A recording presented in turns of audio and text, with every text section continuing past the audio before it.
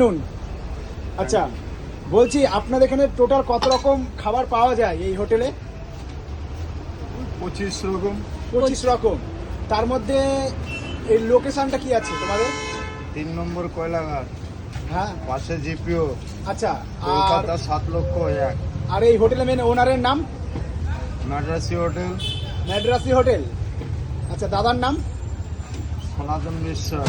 সনাতন বিশ্বাস। বাহ। আচ্ছা, কি কি খাবার আছে আজকে? আজকে আছে সবজি ভাত আছে, আচ্ছা মাছের ডিম হবে, আচ্ছা মুড়ি ঘন্ট হবে, আচ্ছা পোস্ত কাতলা হবে, আচ্ছা দই কাতলা হবে, আচ্ছা চারাপোনা হবে, আচ্ছা আচ্ছা ভোলা মাছ হবে, আচ্ছা। বাহ। চিকেন হবে, ওকে।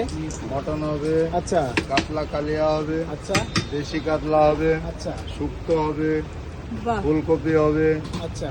ভ্যারাইটিস আইটেম, রুই মানে মাছ হবে। সমস্ত কিছু আছে। আর ভেজ থালি দাম কি রেখেছো? আচ্ছা দাদা, তোমাদের ভেজ থালি থেকে একদম মটন থালি পর্যন্ত একটু বলো যে কত কি দাম রেখেছো? সবজি ভাত 40 টাকা, আচ্ছা